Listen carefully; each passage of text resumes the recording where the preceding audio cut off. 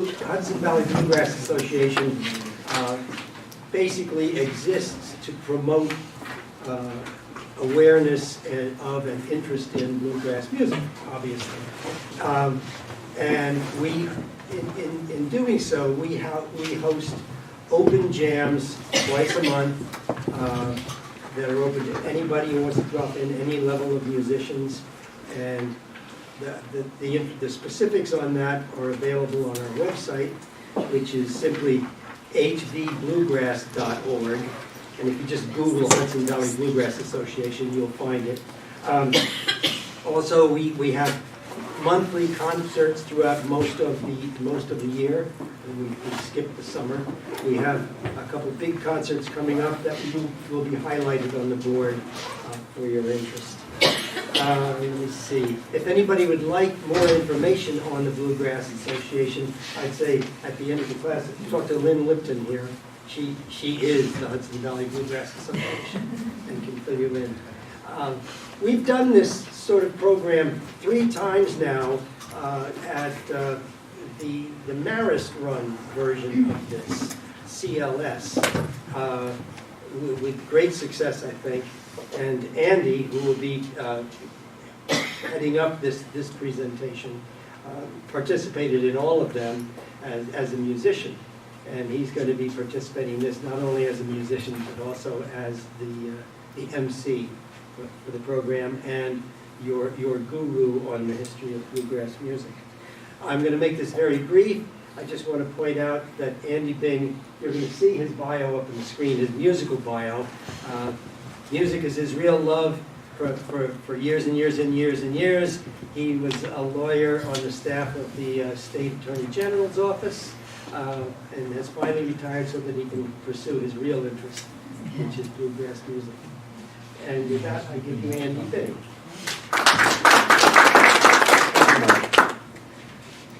And thank you all for coming and for your interest in bluegrass music. I hope that the next 6 classes are very rewarding and enjoyable and educational experience for you. And you get to learn a little bit more about this exciting form of American roots music that I know I and all. Stay on this side because he wants you to be in front of him.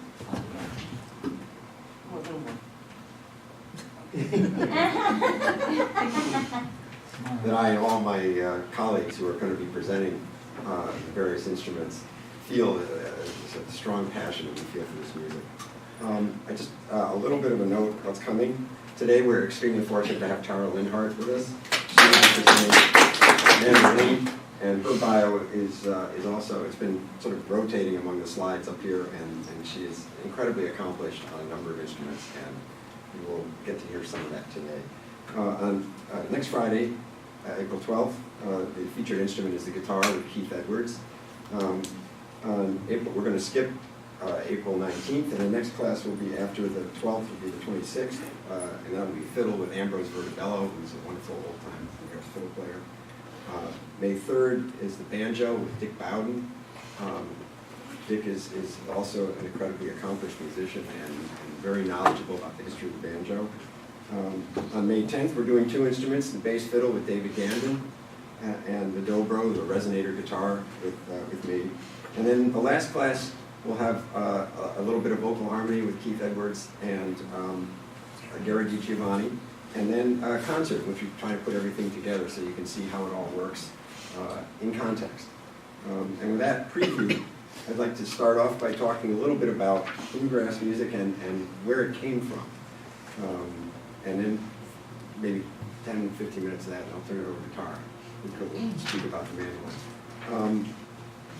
If you ask any bluegrass musician or fan what bluegrass is, you probably get as many different definitions as the people who you ask.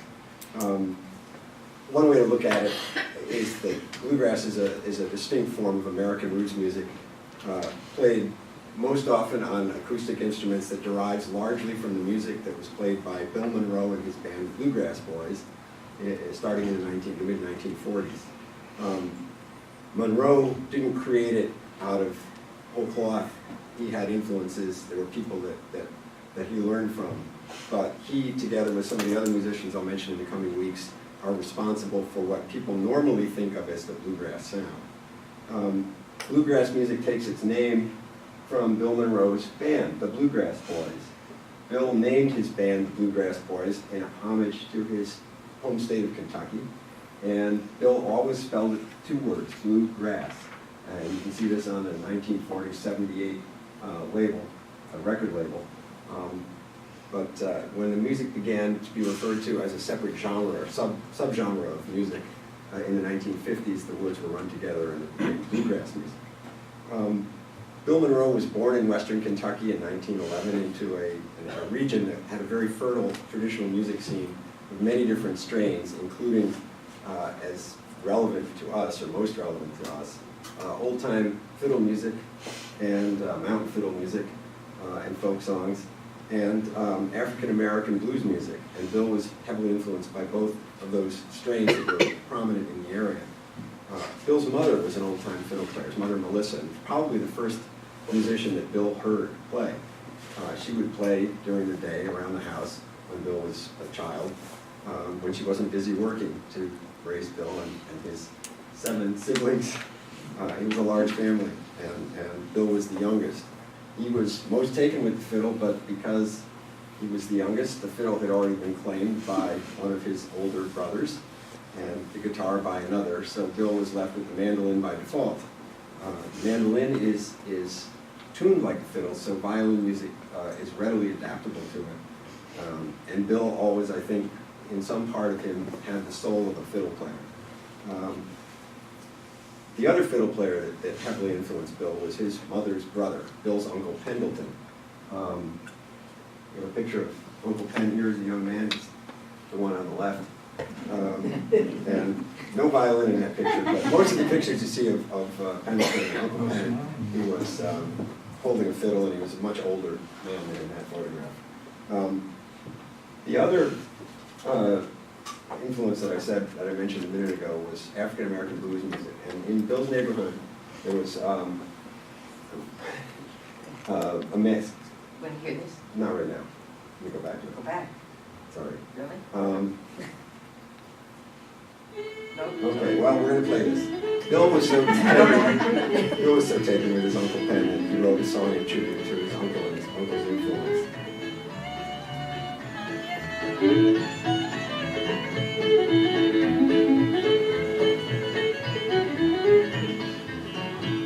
All the people would come from far away, they stole night till the break of day, when the caller hollered, do-si-do-you-do-up. Arnold Schultz was an African-American guitar player and fiddle player who lived in the part of western Kentucky that Bill grew up in. And he was incredibly influential, not only on Bill in terms of exposing Bill to a type of music that he otherwise would not have heard, but he was also as a fiddle player and a guitar player, his influence is probably best known through his guitar style, which influenced a generation of other guitar players, down to people like Merle Travis and Chet Atkins, who were incredibly accomplished country guitar players beginning in the 1940s and 50s, and Chet Atkins up until his death not all that long ago. Unfortunately, neither Uncle Pen nor Arnold Schultz were ever recorded, so we don't know exactly what they sounded like. We only know them through their disciples. Bill's music, as I said, heavily influenced by Uncle Pen, and Bill remembered a lot of his uncle's tunes, and sort of kept them in his head, and eventually recorded an album of them with a fiddle player in the Bluegrass Boys. But this is I like this one because this is one of Uncle Pen's tunes that features Bill just playing the mandolin by himself. This was Bill as a very old man. I think he was probably he was well up into his 80s anyway when this was recorded. But it's called Going Across the Sea.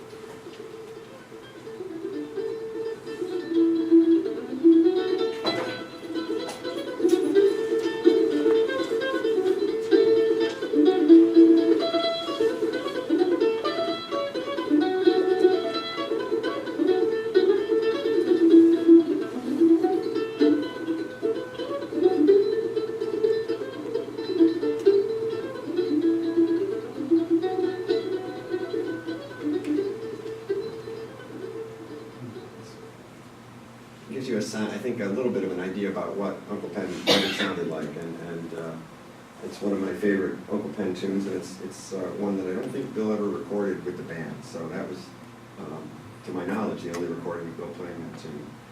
There were other old-time Kentucky fiddle players who were recorded, who were roughly contemporaries of Penn, not all of them.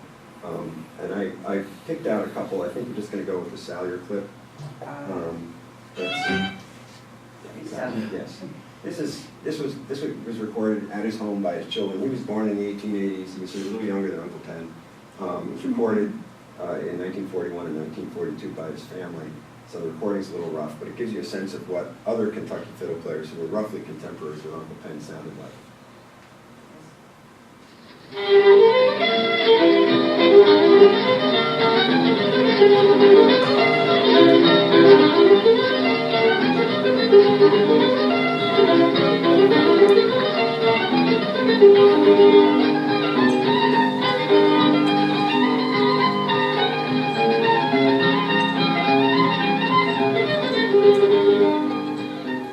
So that was the kind of music that was sort of in the environment that Bill grew up in. I'm going to skip this sample. Do that one. Yeah. Hiram Stamper was another very influential old-time Kentucky fiddle player, roughly a contemporary of Sally Rose and Uncle Pen. Bluegrass Boys, Bill's band, was not the first old-time country string band to be formed. There were a lot of groups in the 1920s and 30s that were recorded. One of the most famous old-time country string bands was named Kid Tanner and the Skillet Lickers. I have a little clip of a song that they did, so you can get a sound again of what the instrumental band context and vocal context was like. This was recorded, I think, in the early 30s. Rock that cradle, Lucy, rock that cradle on. Rock that cradle, Lucy, keep that baby warm.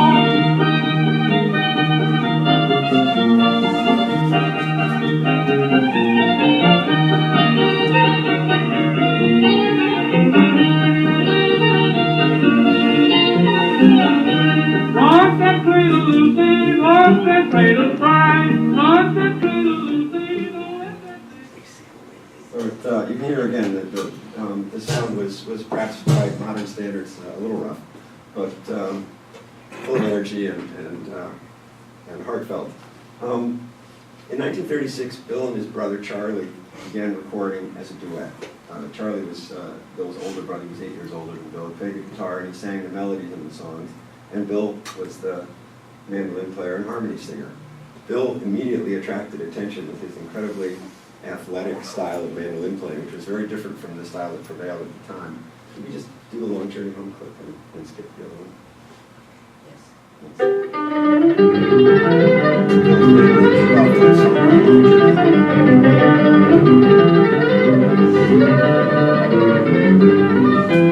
I go to riding and surely in a train, surely in a train, boy, surely in a train. I go to riding and it's surely in a train. I'm on my long journey home.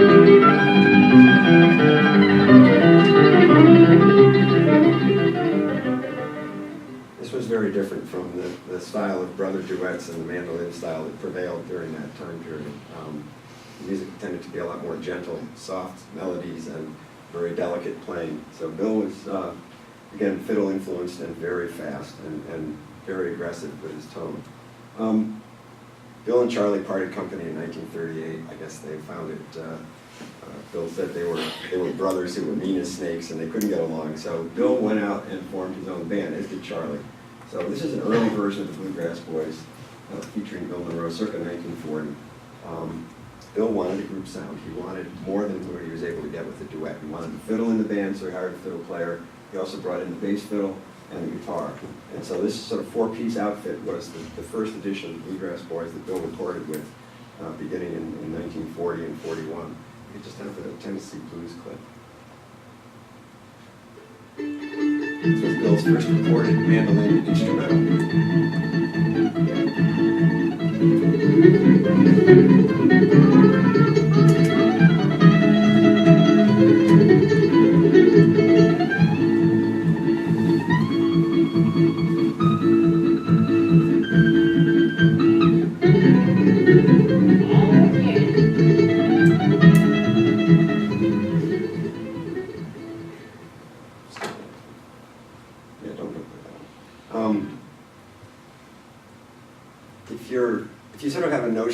bluegrass sound is, banjos and banjos. You're not hearing a banjo in that, and there wasn't a banjo in the Bluegrass Boys. So the sound was getting there, but it wasn't quite there yet. The rhythm was a little different. Bill had that drive, but the sound of the early 1940s Bluegrass Boys wasn't what most people commonly associate with bluegrass. That began to change in the mid-1940s, and I will talk a little bit about that next week. Right now, I want to focus on the instrument that Bill Monroe played, the mandolin. And as I said, we are very fortunate today to have Tara Lynn Hart with us, who is going to demonstrate and talk about the mandolin itself, the history of the mandolin, and It's mandolin behind you. I'm sorry. That's why I was like, Oh, I'm sorry. But I apologize. no, you're good. Tara brought several mandolins with her. She's an amazingly accomplished musician, and she will present a memorable program on bluegrass and other styles of mandolin playing. Tara Yes, Lynn Hart. you may remember parts of it anyway. Also, is anyone going to take in a couple photos for this, so I can get a couple photos? No. Yours. No, my phone. You can, yeah. All right, just swipe this way so you don't have to do the code. Yeah. Yeah, just do a couple minutes. That'd be great. Okay, so first of all, what is a mandolin? So here's my main mandolin, and also feel free to raise your hand, ask questions anytime, because I love doing interactive stuff, and I can make this as much of a conversation as you want. So this is my main mandolin. It's got 8 strings. It's really kind of got just 4. I have to think of, because 2 of them are the same as each other, G, G, D, D, A, A, E, E. Does anyone here play music of any kind? You do? What do you play? Piano. Okay. So anyway, so we can kind of just start in on some of the slides, but I brought a couple different models of early, like a 1917 mandolin. I have an electric mandolin. I play jazz, I play bluegrass, I play Irish, I play Asian, Nepali, Indian music. And also, when we're all done and we get kicked out and the other people start coming into the room, we can just kind of coagulate out in that little lobby area, and you can ask more questions to me or to the Hudson Valley people, because they do all sorts of great stuff. So we'll just have that in our head in case people start coming in. We'll be like, out to the lobby. Are you going to talk about why it has duplicate strings? Yeah. I'm going to get into the history of the mandolin. So, and I did give you guys a little handout on Mando timelines that we'll get into too. But just so we can have something to follow on. But don't worry, there's no quiz on the dates or concepts. But it gives you a little something to go in. So I started as a little kid playing guitar. Little funny side. There's a lot of funny in everything in the world, if you ask me. But so many mandolin players start as guitar players, and they would realize, anything a guitar can do, a mandolin can do, and it's so much lighter. So that's how mandolin players are often born. Or they're fiddle players and their shoulder gets hurt, but or their neck gets tired. So I tried a lot of different instruments. I still play and teach guitar and ukulele as well as mandolin. I teach online, I teach in person. But I had a banjo. I let a friend borrow it and he lost it. So that was the sign from the gods. My great-grandmother played, and that is a round-back mandolin. It's from about 1913, as far as we can tell. No one told me my great-grandmother played music, and as far as I knew until just a few years ago, no one in my family ever played music, and I was the weird black sheep problem in the family. My dad's a lawyer, my grandpa was a lawyer, my cousin became a lawyer, and I was just weird. And then my grandma was starting to pass away. And I was going through the photos, sort of, seeing who's in these, because she's the only one who knows who they are. And I found this photo. I was like, no one mentioned my great-grandma playing mandolin? Oh my God, I'm a professional mandolin player. Anyway, so we can go on from there. But so I never met her, and I never knew. It skipped a few generations. So I play Nepali music. I do. If you're interested, I have a documentary here called The Mountain Music Project and a CD and stuff. But the mountain musics around the world are sometimes surprisingly similar, and how traditional musics come together. It's amazing. It's also amazing is you can show up any country in the world and have instant cousins if you play music. So anyway, there we are playing at National Geographic with a Nepali sarangi player. And now a little bit about let's go to the next one. Let's get through me. I've played with some different kinds of bands over the years. We always have a lot of fun. rock bands. We're playing at Gray Fox, that's the Mountain Music Project with the Nepalis, Abigail Washburn, Tony Trishka, my friend Christian Apuzzo, who was singing some of those clips from some of my CD stuff before we started. Okay. There we are, Christmas shows, always serious. There's me and my Mandos. I'm playing with Mike Seeger. New Yorkers seem to know Mike Seeger best as Pete Seeger's brother, but he's actually a very famous archivist and musicologist and musician on his own. And there I am with the Stoneman family. In the history of bluegrass and in the history of mountain music, it's very important to know one of the first families of the music is the Stoneman family. Prior, by far, to the Carter family, and part of the reason the Carter family gets discovered is that Pop Stoneman made his way over literally hills and high waters and without an interstate system and without good trains, all the way to New York to get recorded by Ralph Peer. Also, when we're in the after lobby hangout, I brought some books, and one of them is this great book by Ralph Peer, about Ralph Peer, by Barry Mazer, and he basically helps the whole hillbilly, which is country music, blues music, jazz music get started, because back then, in the early days of record labels, the idea was you made money selling sheet music, and so there was no point in recording anyone's music if they weren't writing it as sheet music, and if their fans weren't reading it as sheet music, which means blues music and mountain music, whether it wasn't called bluegrass yet or old time, but all of that stuff. Why would you record it? There's no money to be made. You can't sell sheet music. But Ralph Peer saw it and was like, I think we could just sell the music. So anyway, we'll go on from there. But there I am with the Stoneman girls. So their dad was Pop Stoneman, and they actually helped set up the Bristol sessions, which is where people like Jimmy Rogers and the Carters were discovered. I've run a number of bluegrass festivals, both in Virginia, and then I help sometimes the Old Tone run the contests. Okay, next one.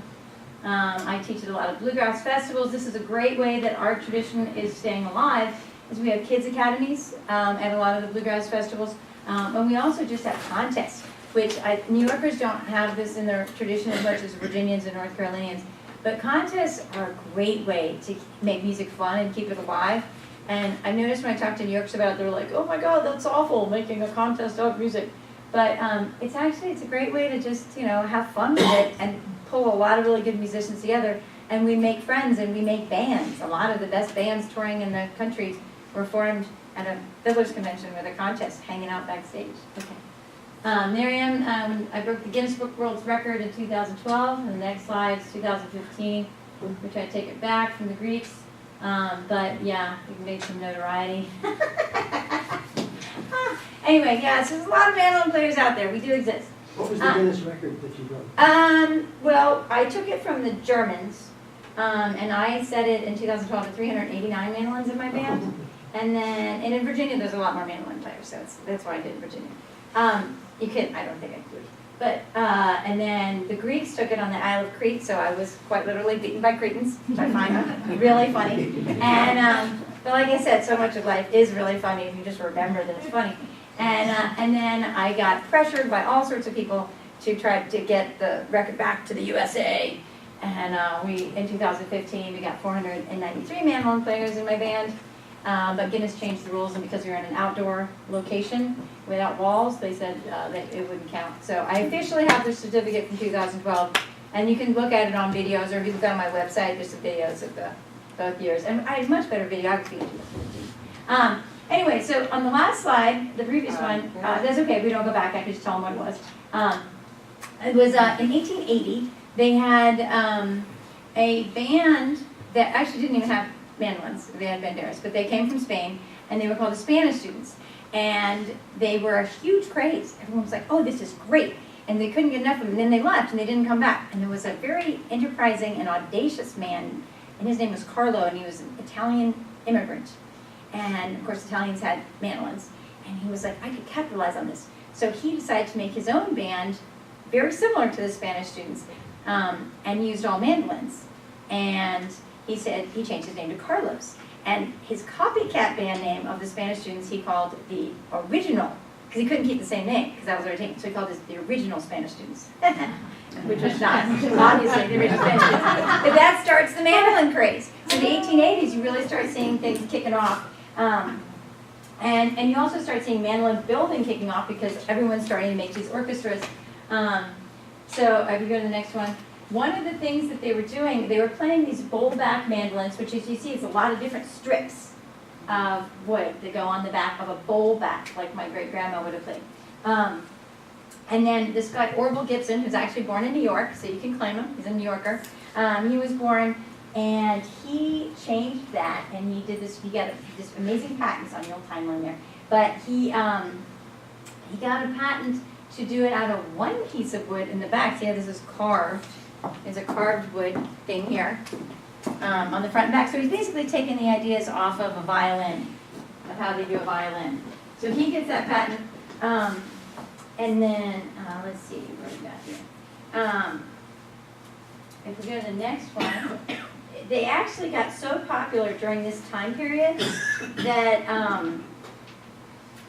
that supposedly shop girls would actually carry mandolins, and they would pose with mandolins even if they didn't play mandolin, because it looked so fashionable, it made them look like they were hipsters. So the hipsters, there's always been hipsters, whether it's Brooklyn today or it's, you know, Boston then, they're walking around with mandolins looking cool like me, because it does, you can wear it like a necklace. See, with my guitars, I get a neck grip. That's why guitar players often come in a little bit. But anyway, it was huge in vaudeville, so we go to the next one. There's Orville. You can go to the next one. Now, so what he did is he made these, it's starting to be like an F style there. It's got this scroll on it, that's called a scroll. And we probably have an F style in the room. We don't, you want to get it out later? Okay. Okay, question? Is this the Gibson guitar also? Gibson guitars and mandolins is the same thing. They started at the same time. So Orville Gibson, being a creative genius, he comes up with these ideas. He's not a great businessman, so he sells the patent rights to people that are business savvy, and they start Gibson guitar and mandolins. Yeah, which should be, I think, on your Mando timeline there, actually. Yeah, 1914. Yeah, 1902, some men with good business sense buy his patents, and they form the company. Okay, so the next slide is, this is an advertising, an actual ad they had at the time, where Gibson comes up with this great way to ridicule those old round-back mandolins. And at the time, there was a big problem, I think they called it the Carolina potato bug or something, but there was potato bugs that swept the U.S., and they were in all the crops, everyone hated them. So they're sweeping them off the porches and stuff like that. But they had colorations of stripes, so they kind of looked like that back of that round-back mandolin. So this was a very successful ad campaign, swishing away all those old back mandolins, the potato bugs. And so still today, when people see one of the round-back mandolins, they say, oh, potato bug mandolin. They don't know why they say it, but they say it. Okay, so then this guy comes along, Lloyd Lohr, and he's actually a mandolin player, not a mandolin builder initially. He does do some building as well, of course, but he's hired by Gibson to arrange for mandolin orchestras and help start mandolin orchestras in different towns and cities, because they're making oodles of money by the fact that everyone's got to have mandolin orchestras and they got to get all instruments. Okay, so he makes this F5 mandolin, and it's got F holes. See how these things look like Fs? So here, I'll play a little bit on the other one so you can see the difference. So when we have this round hole sound, it's going to sound a little warmer and still great. So here's one from 1917. So this is about just before Lloyd Lohr. And fun is also Lloyd Lohr's signed mandolins from those early 20s are worth usually between $100,000 and $250,000 now. There's about 170 of them out there. And I know a number of people actually who have them, and I've played them, and I've not been all that in love with them, honestly. And the stress of having one would just freak me out. So anyway, but before you get bluegrass, you get Irish immigrants coming in, Scottish and Irish immigrants, and they're bringing their music with them from the Isles, right? And they're bringing jigs and slip jigs and double jigs and reels, and they're dancing and they're doing, you know, their things like that. Oops. And then those people move to the Appalachian areas, and they also start mixing in with African Americans. And then the really straight dancing styles become kind of like you. They start doing clogging. They start getting down into it. So I'll show you like the Irish stuff. You could have like a jig, like a double jig.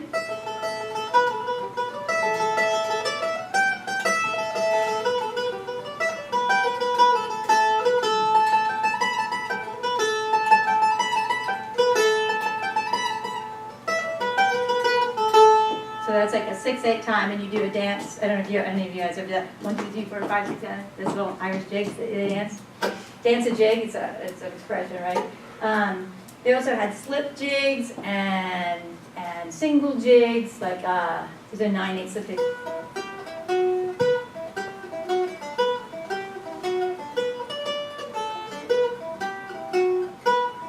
So it's just got a kind of different look to it, right? Did anyone listen to Irish music or jazz or yeah, okay, yeah. So you get those different things.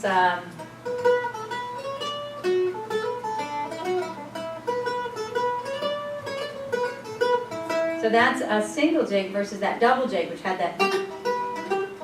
So each one has a different dance. And if you know Irish music, it's actually fun to check out the Irish dance, because once you see them hopping up and down to a hornpipe, you're like, oh, that's why that has to go like that. Another thing that happened is some of the tunes we still play exactly like they did in the 1700s. Soldier's Joy is an example. We might model that one in a bit. But that one hasn't changed. They recorded in the British Isles, note for note, like we play it now in Bluegrass. But sometimes the feel stayed the same on that one, or sometimes they flattened out a little bit. So like a hornpipe, for those of you that listen to Irish music, hornpipes are kind of like, I like to explain it to my students, it's like the Swedish chef in the Muppets when he talks, you know, oinky doinky, oinky doinky.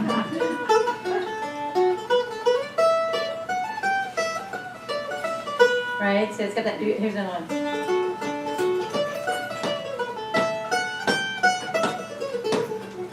Right, it's got that and then you see the bluegrass guys starting to do hornpipes, like sailor's hornpipe.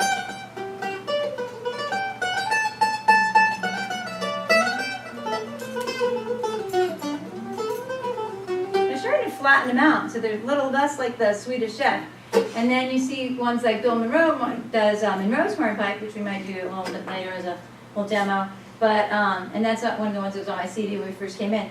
But that's not a hornpipe at all, you know. But who's going to tell Bill Monroe he's not, you know, got a hornpipe? But it's 4/4 time still, so it's still 1, 2, 3, 4, but it's flat now.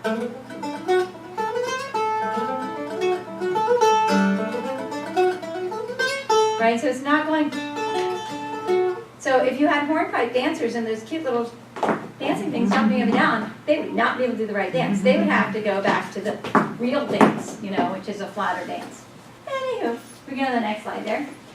Okay, so speaking of the expensive Lloyd Lures, here's my friend Tony Williamson, who has the largest collection of Lloyd Lures, I think, anywhere. And he also has pre-war herringbones, Martin guitars, and all this stuff. And he gives great talks on just, he knows exactly which instruments on which date. So, like Bill Monroe's mandolin, for instance, is July 9th, 1923. I have that one. But Tony will know the date of Chris Thiele's mandolin. He'll know the date that.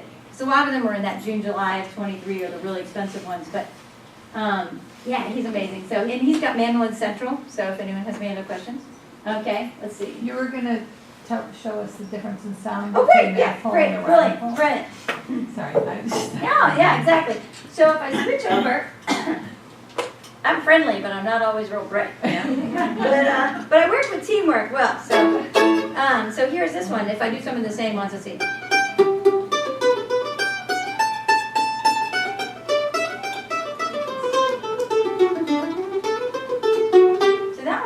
More resonant, and this one, I kind of think that if you're trying to get heard with like 5 guitar players all jamming around you, and it's like kind of muddy and cacophonous, these F holes cut through like bullets a little bit more. And then, do you have an F style here? Mm-hmm. Can we pull that out? I'll show you the F style real quick. Then you can just play like an A part of something. But the F style is going to have this difference with the scroll and the F holes, which is going to give it a little bit more of a piercing bullet sound usually. So, right, so there's your Monroe's trumpet again, right? Alright, here, so let's, do you want to just play one on the 2 and then we can hear them together? Sure. Alright, so you want to come up here because otherwise the guy, let's make sure we're actually so we just met. So this is what I like to refer to as the spontaneous adventure of traditional music when you have no idea what you're about to do.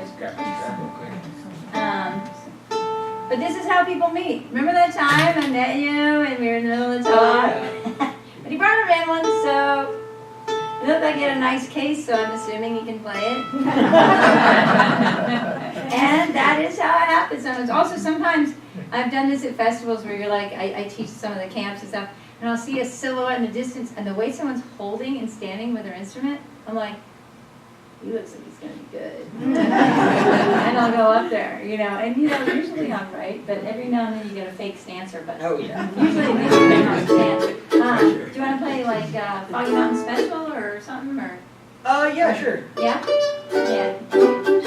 And we can kind of pass it back and forth, because I was thinking that one might be a good one, just because when you get, like he was talking about, you get the blues guys, you get Arnold Schultz, and you get some of that different influences. What happens is, in those Appalachian Mountains, the southern Appalachian Mountains particularly, and if you're interested more in the history, I have an hour-long documentary where I get really into that history of the mountain music, but of course comparing it and bouncing back and forth to the traditional mountain music in Nepal too. But what you get is you start getting improvisation. So in the early 1900s, you leave that orchestra concept, right, where they're all playing by orchestrated arrangements. They start improvising. So in the cities, they're birthing jazz, and in the country, they're birthing bluegrass. And either way, we're taking a basic melody, which is a song, and then we're messing with it for a while, and at the end, we play it together right again. And also, there's different chord variants that we can put in to create more of a jazz or an Irish feel. But all right, so we'll do this because this is a 12-bar blues that if we played old time, we would just play it correctly over and over again. And I say that because the old time people are very adamant that they're playing it correctly, and we're messing it up. And the jazz people and the bluegrass people are like, I'm exploring that awesome potentiality of all the fun they can have. Okay. Oh yeah, so we should be a little closer to this thing. All right, ready? Do you want me to start or? Yeah, you can start.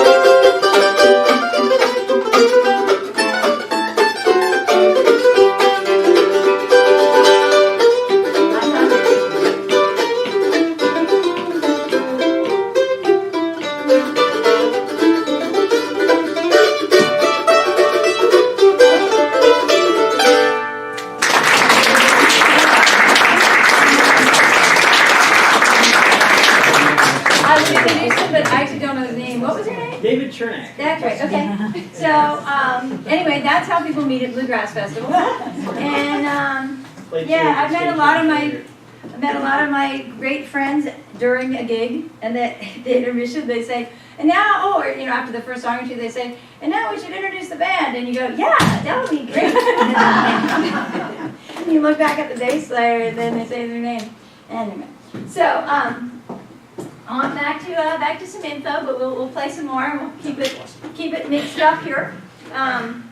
Next slide is right on now. Oh yeah, so Dave Avalon. So first, we get people playing it in the hills, one of the big differences that happens when you start getting into bluegrass, when you start getting into later stuff, is you start actually making some money. You try to figure out how to make money. So the old time people are all sitting in the dark on a porch, knee to knee, jamming and just getting so into it, but that's not hard. It's hard to market that. And still to this day, a lot of old time people are angry at bluegrass people, partly because it's harder to market old time. And I have a lot of friends. I played old time too. But anyway, Dave Apollon does a great job. He's an immigrant, and he arrives and he hooks into a really good vaudeville gig. And vaudeville loves mandolins back then. So let's do the next couple slides of him. There's and he gets into movies and he does big time shows. Keep going here. There he is there, and yeah, good showman. Yeah, lots of mandolins. Gotta have fun with that. Okay, and then we get to Bill Monroe, and I was going to talk a little more about Bill, but he's done a great job talking about Bill. We got some of the same stuff. They had the funny pants. I noticed we had the same pictures. And he actually also had a bad eye, which didn't get fixed. Ronnie Stoneman also had a bad eye, one of those ones that kind of goes off. And so a lot of times people thought he was being snobby, which probably sometimes he was. But he also couldn't see very well. So music's great if you can't see very well. Anyway, go on. Now, Donna Stoneman is, I think, one of the people that should be sung a lot more, unsung hero.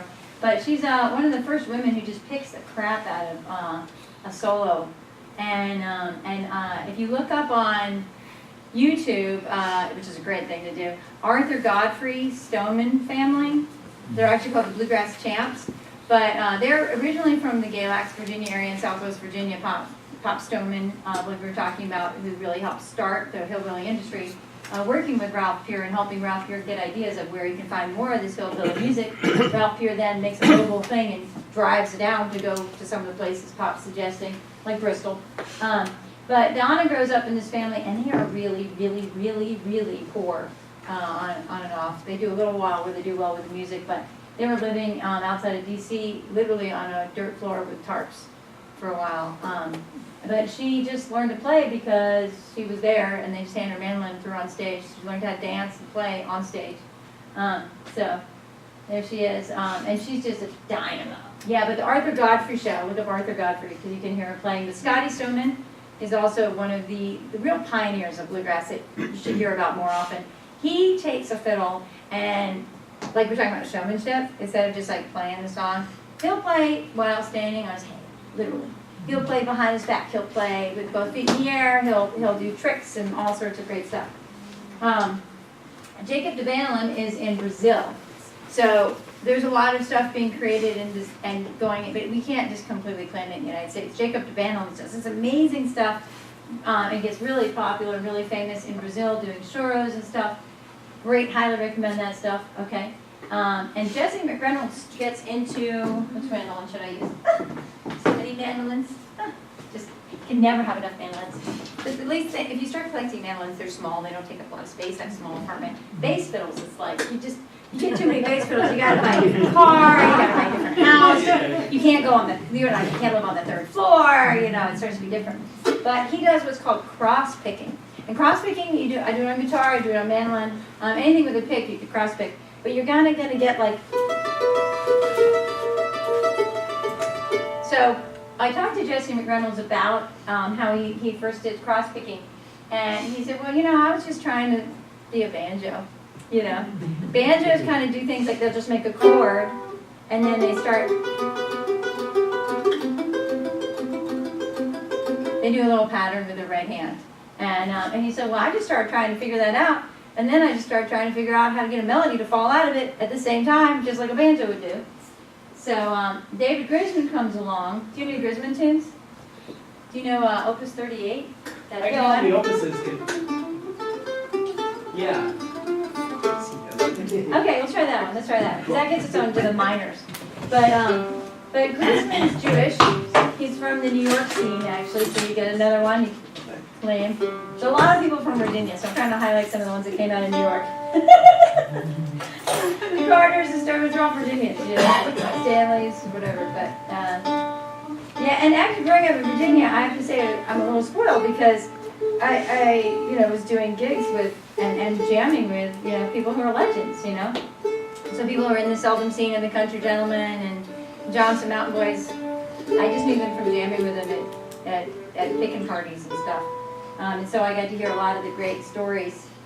And then going to music festivals, I met other ones. So like I picked for years with this guy, Gene Gimble, who's Johnny Gimble's older brother, who plays guitar. He was Bob Wills, Texas Swing. Anyway, and he would tell me these stories, like, playing a song, and Gene would say, that is not supposed to go to the minor there. That was that other band that recorded 10 years ago. I was there the night they wrote that. And you'd be like, okay, done. You were there the night they wrote it. All right, so do you want me to start it, or do you want? Yeah, sure. I mean, I just need to be reminded. Right, that's what I thought. That's what I thought that was the look you gave me. So this is in D minor. So Grisman's Jewish background, and he at first starts playing real straight. A lot of people start with emulation. He starts playing really straight bluegrass, kind of like Frank Wakefield also is another guy. He starts with really straight bluegrass. And then Bill Monroe says, so famously, Frank Wakefield, he's told me this many times, Bill said, you know what, Frank, there's already one of me. You need to figure out how to be one of you. And he did. He started getting weird and playing weird stuff. And, Frank became Frank. And same thing happened kind of with Grisman and some of the other people. Is, he starts playing real straight bluegrass. He's like, you know what, I'm Jewish too. I could maybe mix in some of those sounds, some of the minor sounds, some of the Latin sounds. And now within the bluegrass repertoire and bluegrass bands, we play Latin jazz and we have jazz grass, we have Latin grass, rock grass, everything grass, lamb grass, right? All right. Let's see.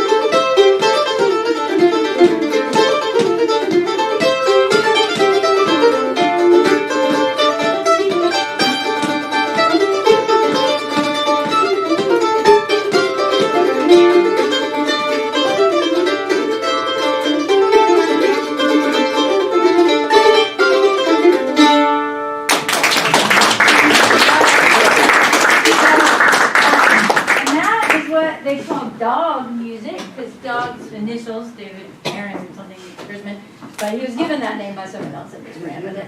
Okay, so what's the next thing? We got Sam Bush, who starts getting us rock grass. He plugs in, he's loud. He's like, the first time I saw him, he was playing in a band called Bluegrass Revival, and we went to the Birchmere to go see a bluegrass band called the Bluegrass Revival, which is a bluegrass band. Someone recommended to see it.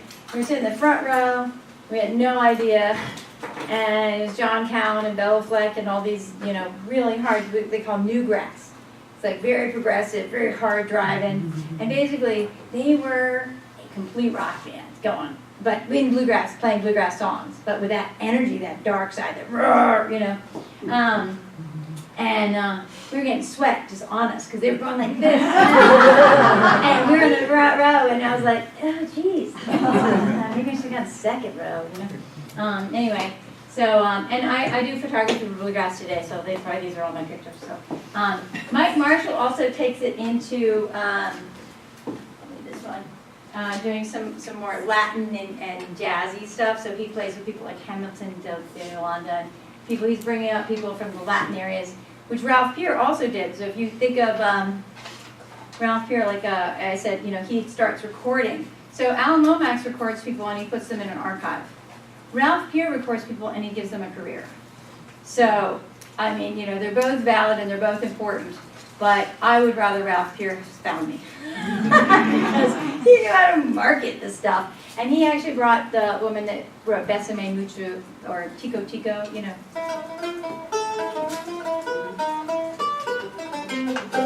Ralph Peer brought that. You know, those Latin songs he brings up. So Mike Marshall is probably one of the big guys who's helped bring that into some of that canon of bluegrass. And he's huge. He's playing an octave mandolin there, which helps me remember that I was going to mention that just like violins have, you know, your standard violin, your viola, you know, they go in all those sizes until you get to the double bass. Mandolins do the same thing. So if you're looking at those mandolin orchestra pictures, you have all sorts of sizes of mandolins. So he's playing an octave mandolin, but his hands are huge, so it counts more. But you ever stand next to Adam Steffi, he's a famous mandolin player with mind-bogglingly big hands. So is Mike Marshall, and you look at his hands, you're like, no wonder he can reach from one side to the other. Tim O'Brien, also a great songwriter, really nice guy. Also playing an A style, kind of like mine, with the F-holes.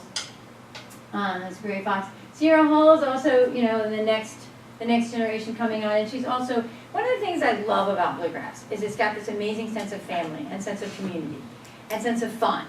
And you just can't be a poop head in bluegrass. You're just not going to do it. It's like in rock and in jazz, they can be so snooty.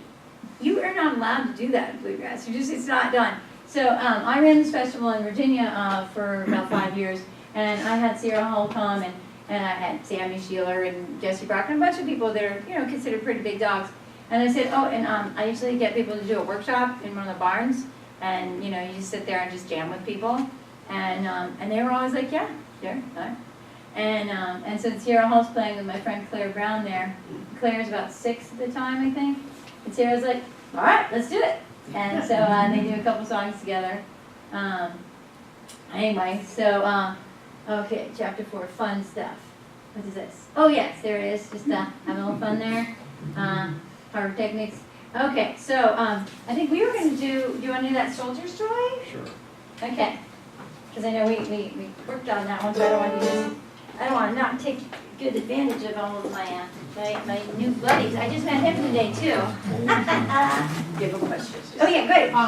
The difference in sound between the mandolins you're playing and the bowback, is the sound more muffled, or do you play it away from your body, The or? bowback has a really nice sound sometimes if it's a really good one. The classical people like Katrina, who's Mike Marshall's wife, she still plays one of those. And I'm just looking at our time, we're doing great. The thing that's really enormously different for me is it's a pain in the tuchus to hold it. It just flips over all the time. It's huge. It's like really fat, and it's really hard to carry it and get a case for them. But these are just so much easier to stand and hold and play. But they also get a little bit more volume that cuts through usually. So the classical people usually, when they're playing, the classical people will still play the bowbacks. They're sitting. I always see them sitting. I mean, you ever see them standing? I mean, I just think they're such an awkward instrument to stand and play with. So a marching band would never go bowback, you know, a marching band of band. Any other questions, too? Questions are great. I love questions. It gets me on all of my random You tangents. said there were 8 strings, but they were Yeah, so two this of is the a same G, ones. and this Why do is they a have G. 2 of the same one? Because then we sound so much bigger and more exciting. So honestly, I played guitar and I played guitar first, right? But when I go to big jam sessions, if I play my tenor guitar or my regular 6-string guitar, I have a hard time having my solo get heard. I have a good solo and I want my solo to get heard. So I get annoyed sometimes. And then I switch to my mandolin and my solo is hurt. You know, I can usually, unless it's a really loud party where they hire you to play acoustically and they tell you you don't need a PA, and then like 50 people start drinking and chatting, and then you really can't hear the mandolin at all, and then you just have the fiddle player, banjo player take all the solos, which is annoying. Yeah, it gives you more sound and a fatter sound, so if I just play one of them, but if I did two of them, But you always play the two together, you don't play one. yeah, so I only think of 4 strings. Okay. But I told one of my students that one time, and she only was tuning only 4 of them. I know, right? She came back the next week, and she was so out of tune, and I was like, what happened? Students do the cutest things. But anyway, and she said, well, you said I only had to think of 4. I was like, but you still tuning. All right, so earlier I talked about some of the songs that never changed. Also, there are songs like Patty and the Turnpike. I sat down with people from Ireland and said, oh, you know Patty and the Turnpike? Yeah, I know that. And then they're like, oh yeah, G, oh yeah. And then we started playing 2 completely different songs. I mean, not even remnants of each other. But then there's other ones, like we have a song called Red Haired Boy. Just a nice reel, but they call it Little Beggar Man. It's the exact same notes. But then there's songs like The Soldier's Joy, which have not changed at all. And we're here in the 1700s, where the first colonists brought it over. The first fiddlers convention and contests were in Hanover, Virginia in 1730 something. So, you know, as soon as there were people landing on the shore in Virginia, they were getting together and having picking parties and contests. So, yeah, Hanover, Virginia, I think was the first contest, 1730s. There's probably one earlier, it just wasn't written down. Because how can you not? It's really fun. But anyway, Soldier's Joy is one of those. In the Civil War, people did write lyrics to it about morphine, but that was kind of weird and depressing, so they died out. You still sometimes hear people who swear that it was written during the Civil War with these morphine lyrics, but it is definitely predated and in books in the 1700s, so that's just hogwash stuff. All right, so do you want to start with a melody, and I could do a harmony? Also, we could do, before we actually jam it, we could just do some modeling of some different flavors. So if someone's doing a melody, they're like painting a picture of a tree, right? If I'm doing my backup or my rhythm playing or my chords playing, I can create a different feel that makes it in different places or different flavors. So the chords or the melody can be like your spice cabinet. And when you decide, like when we were playing and we got dog style music going, we started getting into a certain like ethereal trippy sounds, because that makes it sound doggy, you know, that's that spice. But if I wanted to sound nice and Irishy, I would keep the melody straight and then put in chord subs. So can you just do the second part a few times?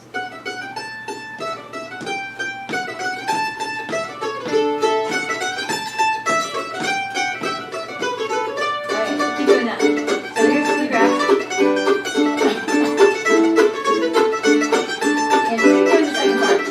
And then here's Irish.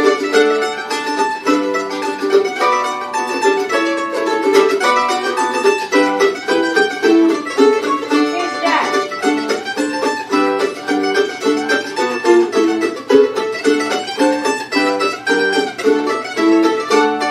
So see, just with my different chord choices, I've made it a jazz song, I've made it an Irish song, I've made it a bluegrass song. I can make it an old time song, just with different emphases and different drives and how I attack the rhythm. And even within bluegrass, there's all sorts of really subtle, yummy flavors that we add just with the rhythm playing, which, you know, people often that don't know much about bluegrass think, and I hear this in New York more than I do other places, but they say, oh yeah, I know, it's just like folk music, it's 3 chords, it's easy, whatever, you know. I'm like, you know, that just shows you don't know how to cook with it. It's like saying, yeah, Asian food, I had it, I know it. You know, it's like, there's a lot of spices going on, you know. And so if they're going to like hit the one, if they're going to drive it, and driving's an interesting concept where they're like pushing the beat and it's like really exciting.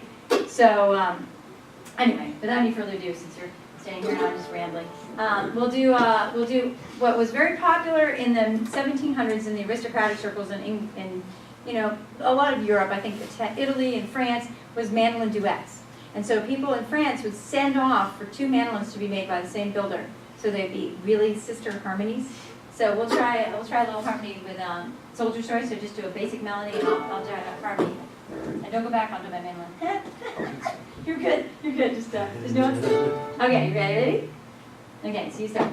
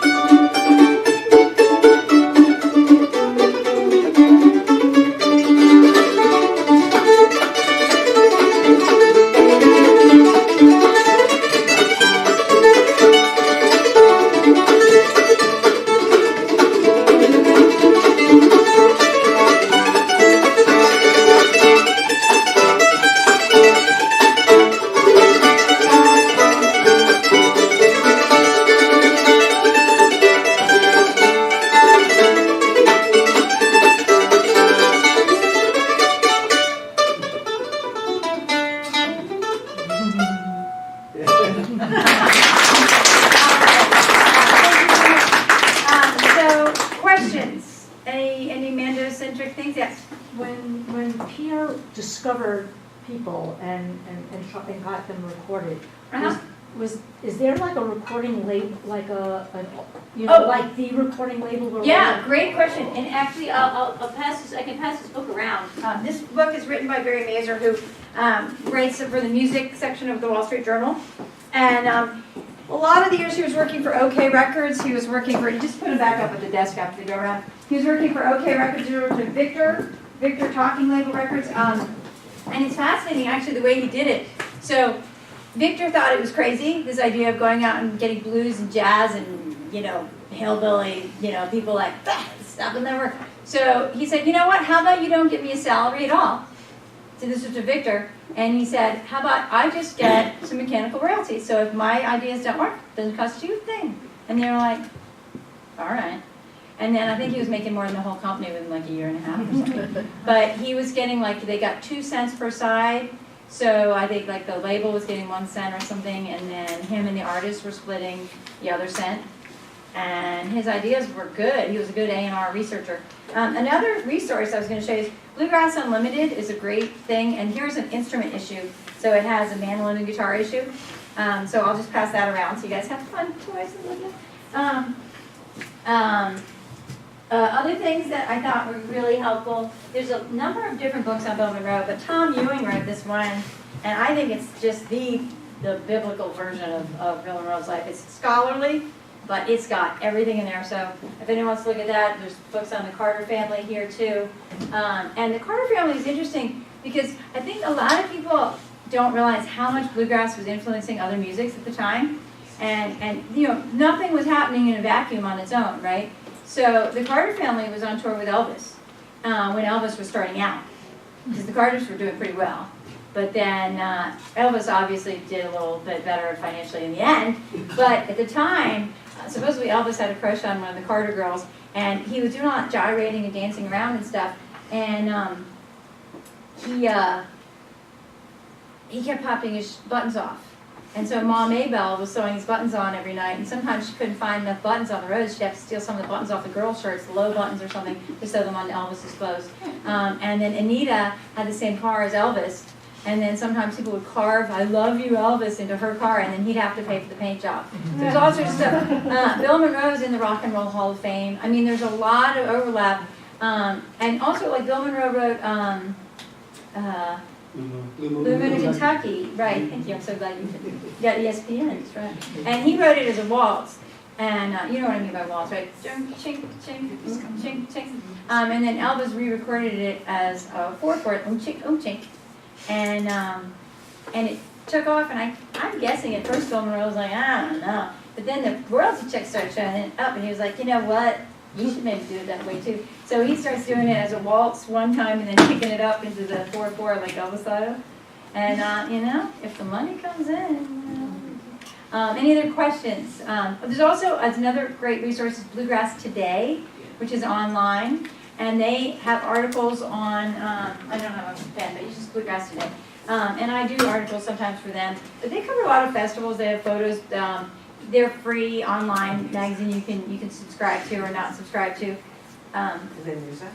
Oh yes, yeah, the Hudson Valley Bluegrass Association. Yeah, and it's a really, like I think I said before, but I just can't say it enough. Bluegrass music has more than any other music I've found anywhere in the world a sense of community and family and welcoming. So no matter how weird or quirky someone is, if they keep coming to bluegrass events, by God, we just adopt them, And it's like, well, that's Cousin Billy here, but it comes, and we know him, so, and whether you're a player or whether you're a watcher, you become part of the family. So, and some festivals will say, well, our festival's special because we create family, but it's really the genre. And you're not allowed to be snooty. You're supposed to be friendly. You're supposed to make friends. So after your gig, you hang out. You talk to people. I've played a bunch of Lloyd Lors because I play bluegrass and they have a $200,000 mandolin and they have to be like, you want to try it? And I'm always like, no rings, take my belt off, oh, I'm wearing a necklace, I'll take my necklace off. So yeah, any questions about anything? I have cards here too if anyone's interested. I can remember Antique Roadshow. I can remember First of all, there have been a couple of guitar guys over the years, and I can remember a mandolin coming in, and the way the guy started the presentation, I knew he was holding back excitement. It ended up being a 23 L5 that he appraised for $200,000. Right. But he had to hold back, because it had to be a dramatic presentation on the television. Yeah. Also, thinking about other things, extrapolating out from it, you know, we talked about Lloyd Lohr coming up with the F holes that looked like Fs. Then he also did the same thing on guitars. He came up with the F5 guitar. And so whenever you see the arch top guitars with those F holes, that was his basic design. Question? Yeah. No, 5 minutes. Oh, 5 minutes. Okay. Something on the run pole one again? Oh yeah. Let's see. Do you do any jazz? Do you do jazz? Do you like Lady Be Good or something? Yeah. All right. You haven't done it. Do you do Club Hold Head? Yeah. A minor version? Not Dallas Cross version?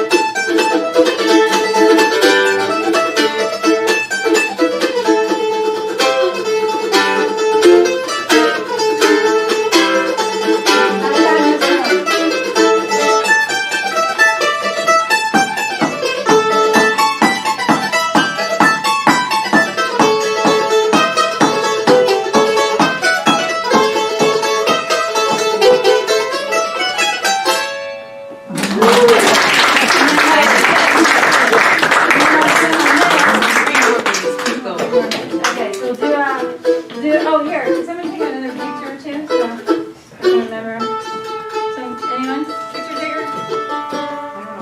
Yeah? Yeah, just take a bunch of pictures of us. Just, you know.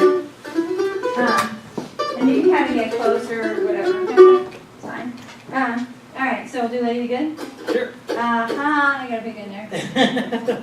We all know that sound. That's the sound of, we're both in tune. We just double check that. That's,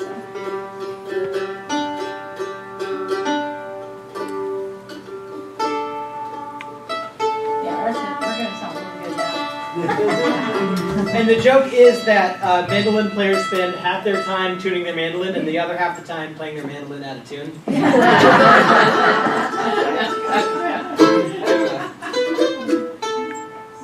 it's fine. Not good. I'll try it.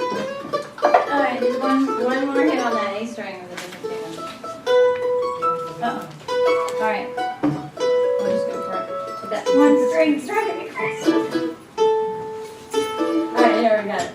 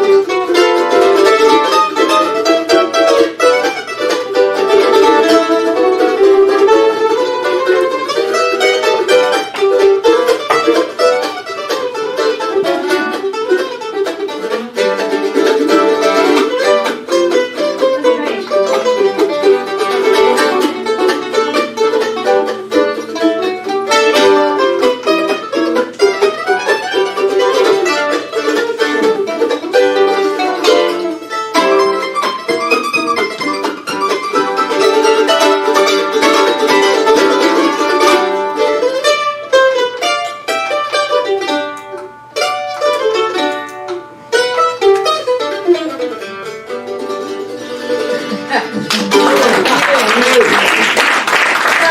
the grass. Like I said, anything in guitar I do, a mandolin can do, but probably better and lighter. So, I do have business cards, I do have CDs and DVDs. This one is, it's like people like Tim O'Brien and Abigail Washburn and Tony Trishka, it's famous people like me and a bunch of Nepalis in a village. And it's got a 16-page book inside with pictures and explanations. And then I've got my own personal CDs, all instrumental. And there's a picture of one of those Bluegrass festivals that my friend Jason Dengler made on the front. And a painting my friend Curtis Swartz made of the mandolin my other friend Marty Fair made on the back. And then I got DVDs too. And you can get them online too. So come by and pick up your card, the business card pig if you want. And feel free to contact me later if you have any questions. I also teach lessons online in person. I have bands I play with, so I'm hireable. And if anybody has questions, we'll be over in the Yeah, we'll go over to the lobby so that way. We'll play.